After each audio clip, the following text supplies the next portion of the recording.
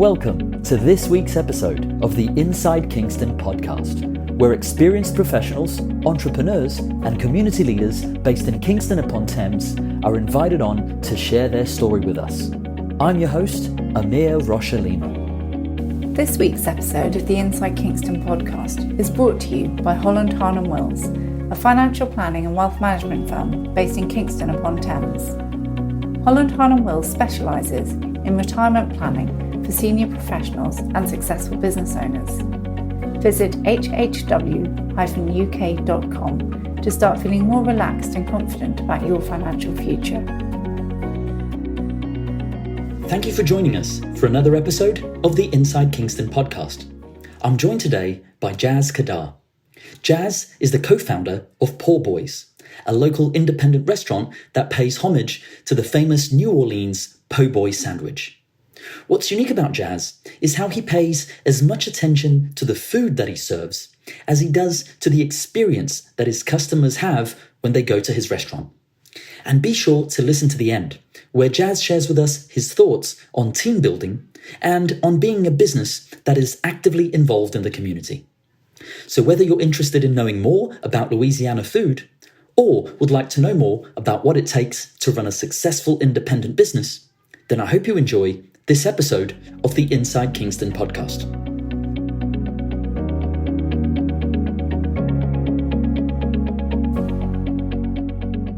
Welcome, Jas Kadar, to the Inside Kingston Podcast. Jas, I'm really excited about this conversation because, well, not only am I a self-confessed foodie, and therefore speaking about food is always going to be a lot of fun, but also because I believe our listeners can learn a lot from your expertise in running a successful independent restaurant in our local area. But to kick off this conversation, I'd like to go back in time, if that's okay. So Jas, where did you grow up? So I was born in the Northwest Riviera on Merseyside. And we moved in 1986, was based in and around Ladbroke Grove for a good while. And then we moved out to Kingston in 1990. And could you tell us a little bit about your career journey before you set up your business? So I was generally worked in restaurants all my life. When I say all my life, I had an uncle that had a restaurant in Covent Garden. So I've spent a lot of time in restaurants since a young age. I had an uncle who had a restaurant in Covent Garden and he had a small cafe deli on Baker Street. So as a kid, we used to just go along and it was familiar to us.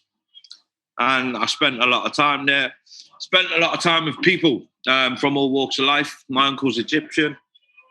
A lot of the team were British and a couple of South American guys, some Far Easterns. But I learned to love people early because of my influence. It was just fast and there was just pearls everywhere from all kinds of people.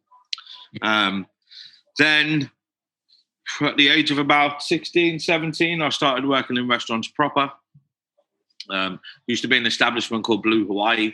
That was in Kingston. It was like a Mongolian barbecue teppanyaki kind of thing. I was probably too young to work there, to be honest, and there might have been some doctored paperwork, but I just wanted to do it and it felt right at the time. Then I went on to another restaurant in Surbiton called the Liberty Bell, which was probably the making of me as a human as much as a businessman. Just a great environment, generous people, kind people, horrible people, but a really good grounding for growing up in a restaurant and identifying what the right things are and, as importantly, what the wrong things are, just so you don't make the mistake yourself.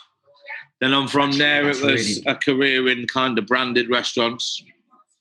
Worked for Carluccio's for a while. I say a while, about 10 years. And then went on to do some consultancy and work with Coat. And started I had a good stint with Deliciously Ella prior to opening Poor Boys, which was real good. And surrounded by good people in the industry that helped this become what it has.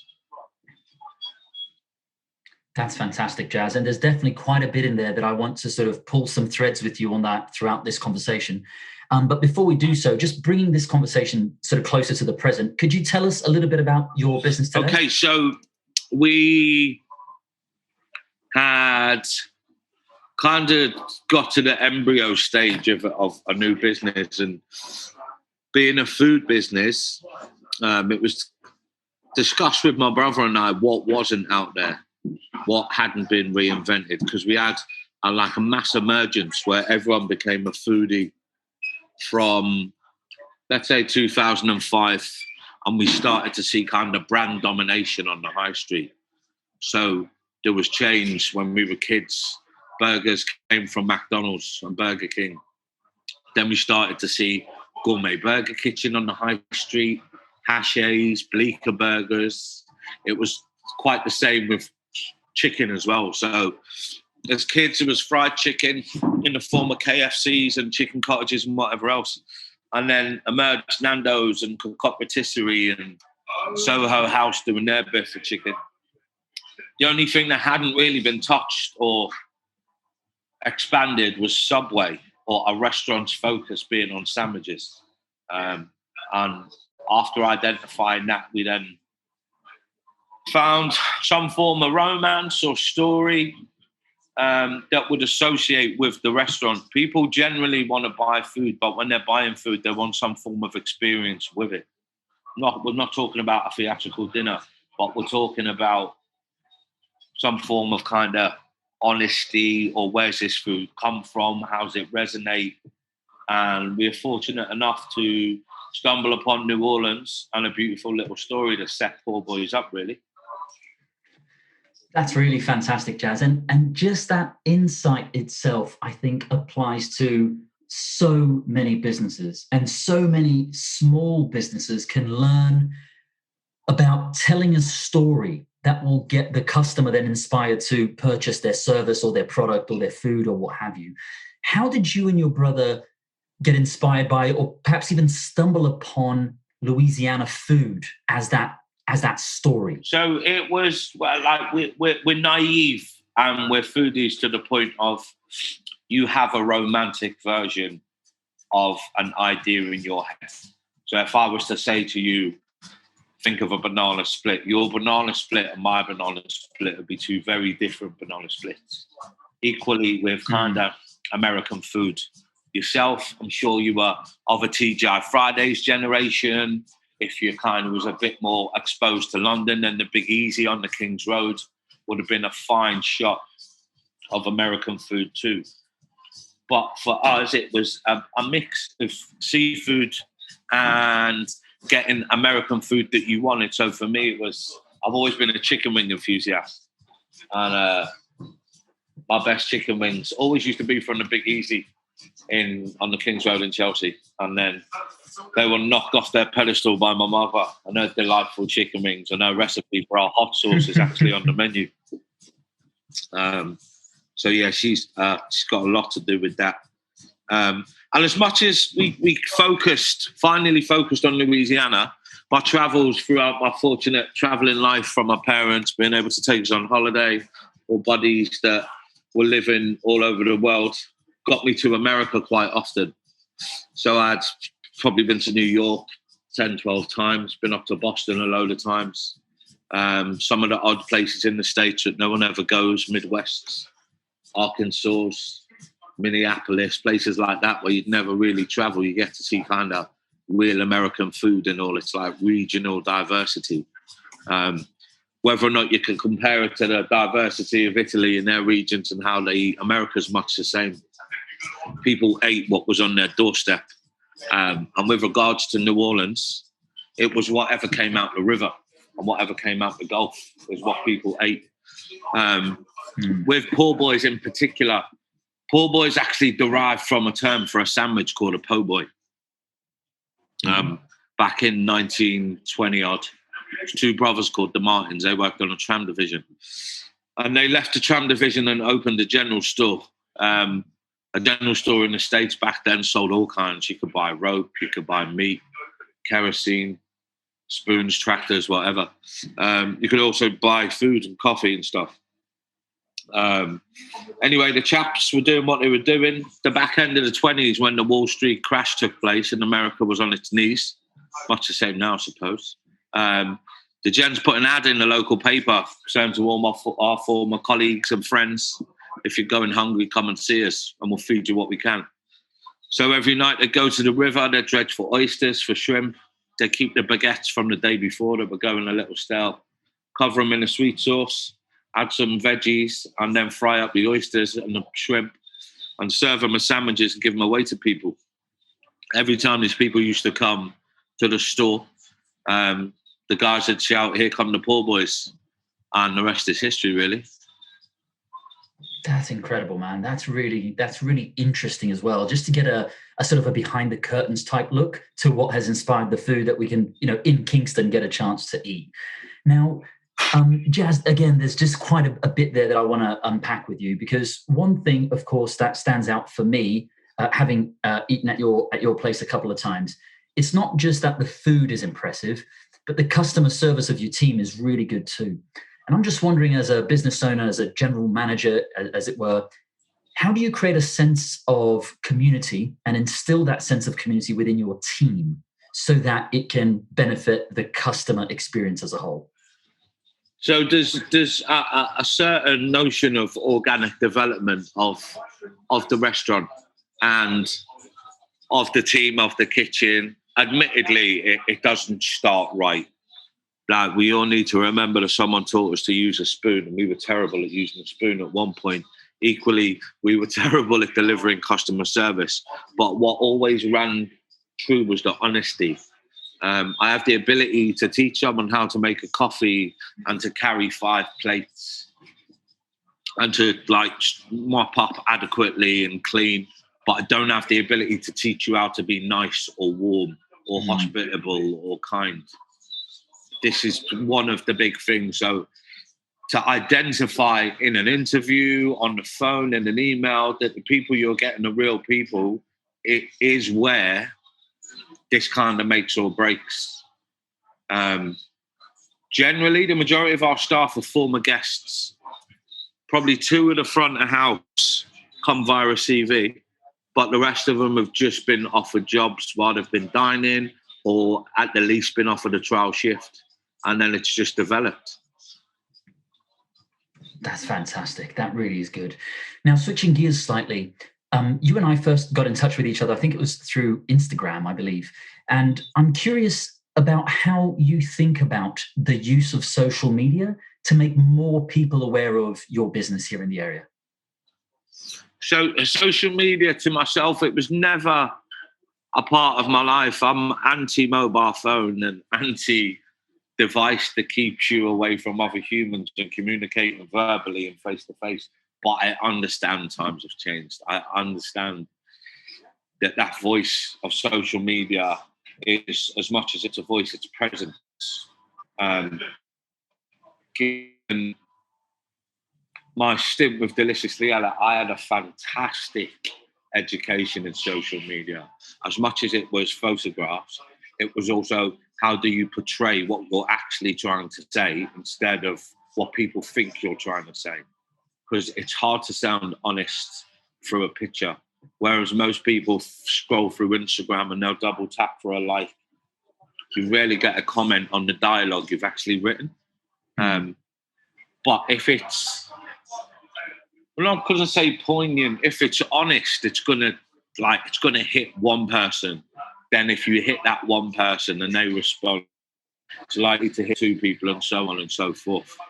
Like, we're not, and I'm not in any world of mystery, nothing smoke and mirrors. What I write and what pictures we take are a true reflection of, 1, how we're feeling, 2, what we're trying to say, and thirdly, our interest is to just poke other people's interests.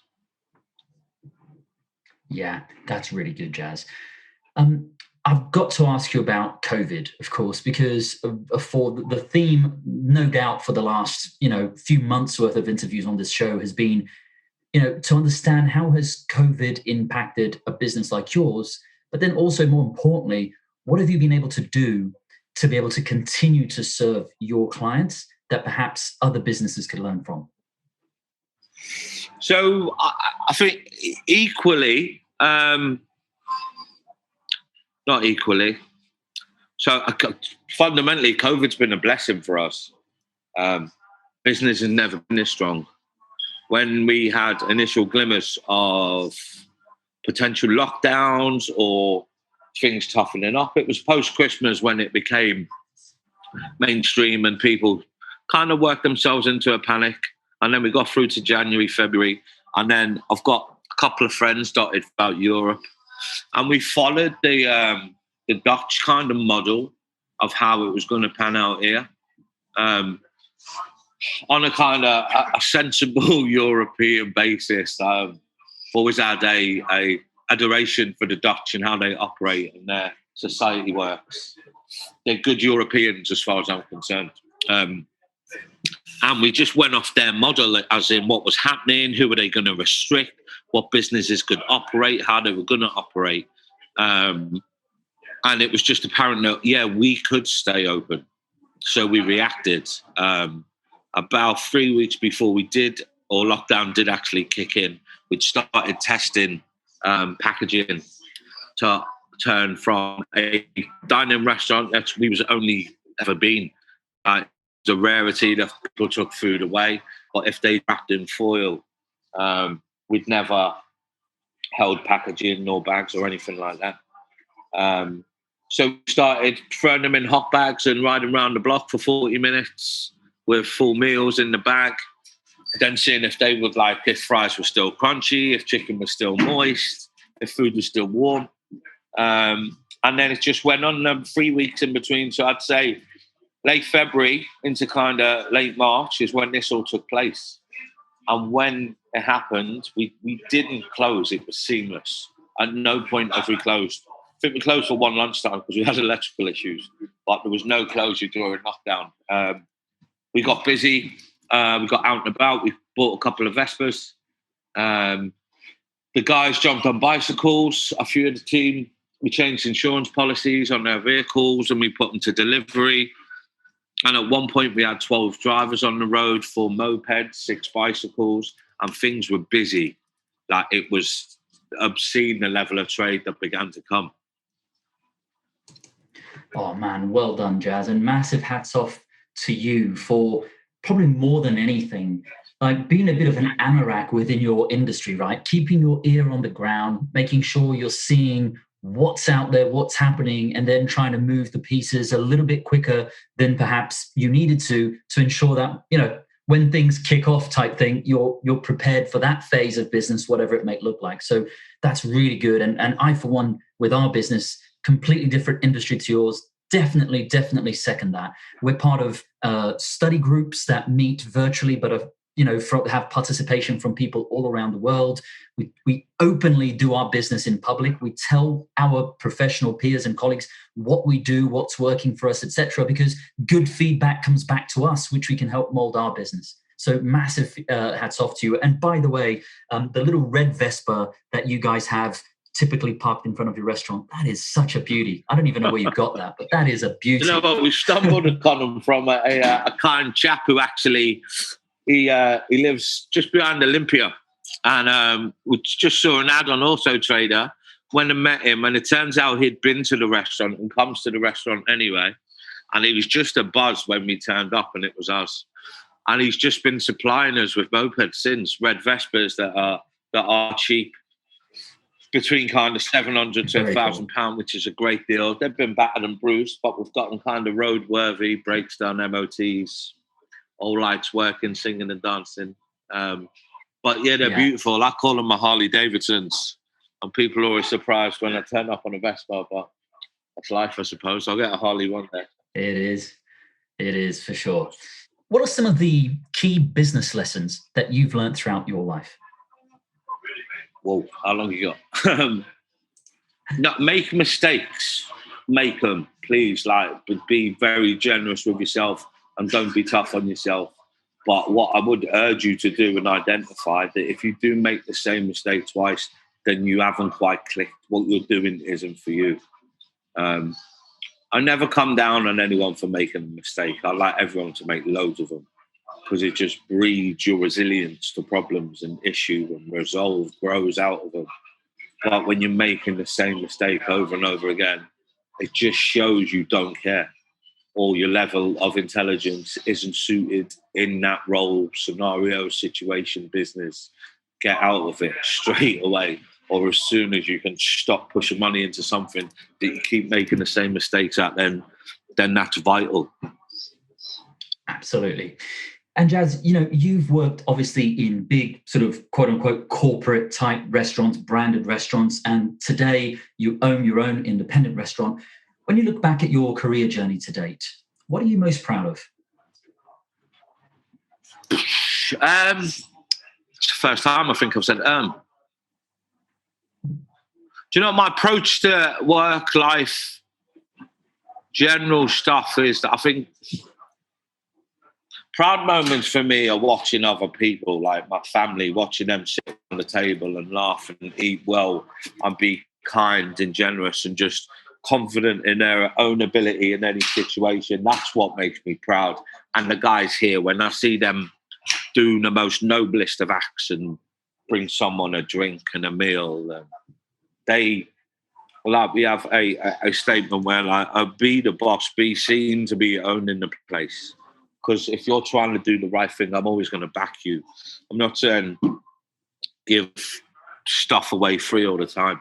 But if you identify that someone might be a bit shy on money, and yeah, we get that while we think our food's good value, you may think Kingston's an affluent place with financially stable, but there's still some kind of, or a lot of instability in Kingston. Like food banks are rife. We're out here cooking for shelters, and I didn't want to touch too much on this because I don't want to feel like we're blowing smoke. But we had quite a big uptake on dishing out meals this half term. We did a post yesterday, and I wasn't leading by example. I was following by example. So Arindi's Deli in Surbiton, I know Roberto quite well. I know his wife, actually. We met at Carluccio's years ago. And another bunch of guys that do street food up in Birmingham, Greedy's Wings and Strips. They were the first people to jump on board last Thursday and say, right, we're here to help out. We're going to do stuff. We're going to cook for you if you need it. And their message was, please don't be shy. We've got kids. If we needed it, we'd want someone to help us. So we did a post yesterday. And there was a number of people that got in touch, and we had not quite a queue today, but I didn't want anyone to feel embarrassed, they were on display for coming to collect food. But there was more people than there should have been. And I don't mean that by I don't want to spend the money in paying for this food. I meant here in the sense of what our government and what a local government doing to tackle these problems. I'm happy to do it. I think the karma that we push out comes back in so many other ways. That's why we've done well. But I have got serious issue with the break line between the rich and poor. It feels Dickensian around here at times. Yeah, and massive hats off to you guys and some of the other businesses that are behind that project to help, feeding kids during this half term. That is huge, absolutely huge. So definitely big applause from us on that side, man. Jas, what next? Just on that note, all the guys, the team, they all threw money in for it. The people that work here, they're heroes. They are godly on so many levels. Anytime we do anything like that. So we did a blanket initiative. So we bought a job lot of fleeces, got them printed up with poor boys. And now once COVID took terrace dining into a more regular affair, we thought about getting blankets outside, but we couldn't really reuse them because obviously there was washing, whether or not the contact points of COVID were going to cause issue on a health and safety point. So we bought blankets, Adam logoed by a great chap in Hampton Wick, actually, Alex T. Total. He did the printing for us and he does a lot of our uniforms as well. So we sell them for £5. We bought the blankets. Alex does the printing, and then all the money goes to KCAH, which is Kingston Church's Action Against Homelessness. So yeah, all of that £5, and the first kind of 20 people to buy them were all the team. Do you know what I mean? So kind of it starts here and it's pushed out, and everyone, not everyone, a lot of the team members threw in a tenner yesterday, or the majority of the tips, and said, "Oh, we'll leave that in the pot just for the food for the people if they come and get it." So like they're the things that make me proud. Like humans being human, that's a very proud thing to see and feel. Absolutely, man. Absolutely. Jas, what next for you and your business? Are there any projects in the pipeline that you can tell us about? So we extended. There's a great Mexican restaurant next door to us called Chez Lally, and it had been here since 1990. And it was a husband and wife combo, family business, much like ours, apart from my brother and I are married. They've done Mexican food, but they'd had it since 1990, so it's like a 30-year stint. And we broke a deal. Generally, COVID paid for it. Our upturn in trade allowed us to, I suppose, expand and develop.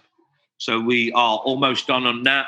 We've got now a massive terrace outside, parasols that combat sun rain, but they don't combat horizontal rain like we've had over the weekend. But yeah, it's just unfolding into what it always started as. Like the idea of the place was just to be honest and serve good food. And we've got a rule in the kitchen: if you wouldn't give it to the Pope or Stephen Gerrard, then throw it in the bin. I like that a lot, man. And it sounds like there's exciting times ahead for you. They are exciting, but again, it's scary. Like we know that I know I'm always going to be all right. Like I'm blessed, and there's enough people around me that I could call on to have a sofa.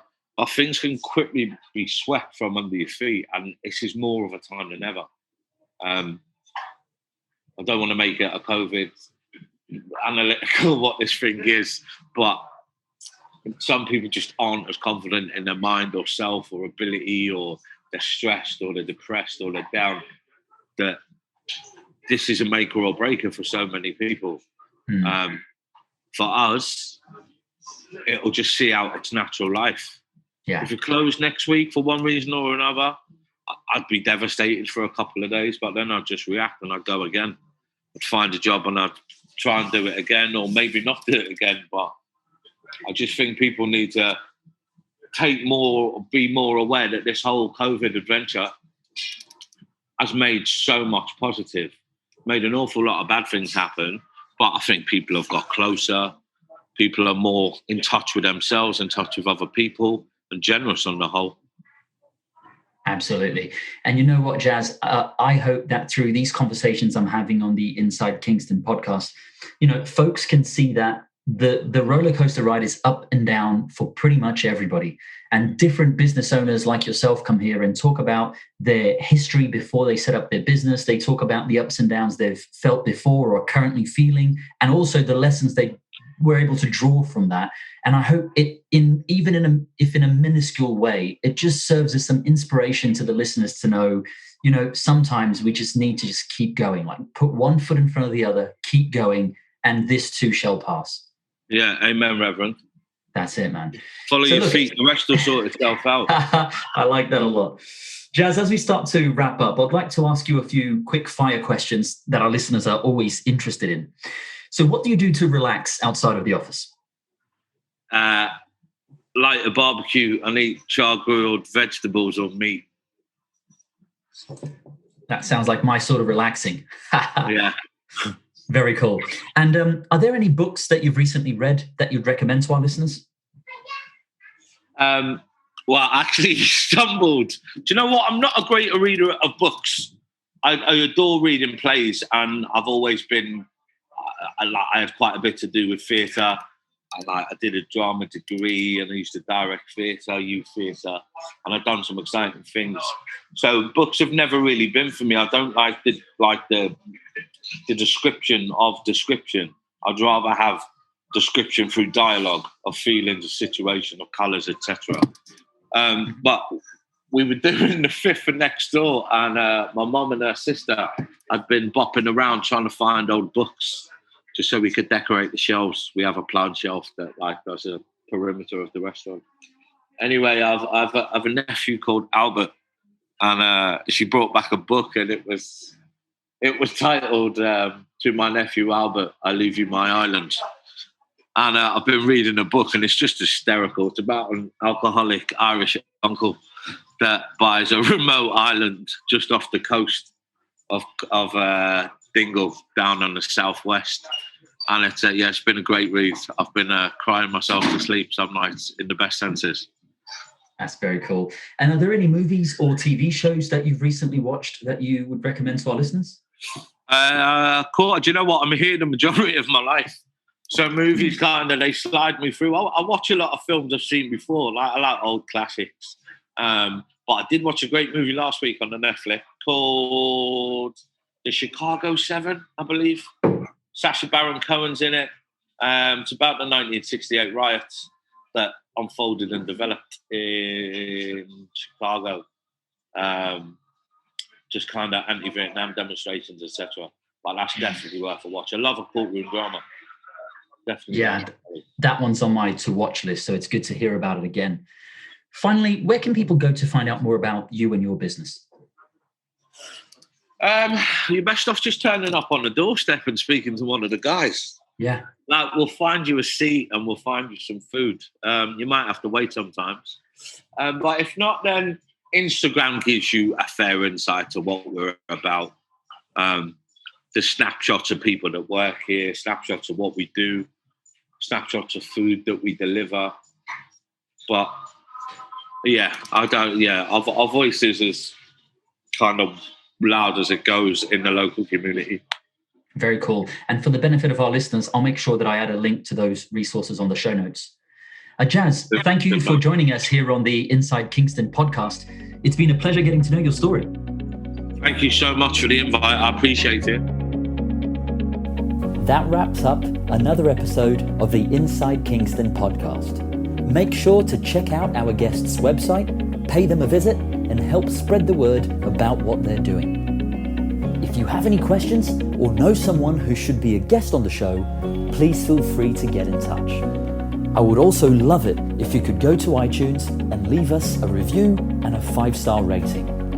We work hard to bring on some great guests, and getting a review from you is one way to help the podcast rate well on iTunes so that others can find and enjoy the show too. Thanks for listening.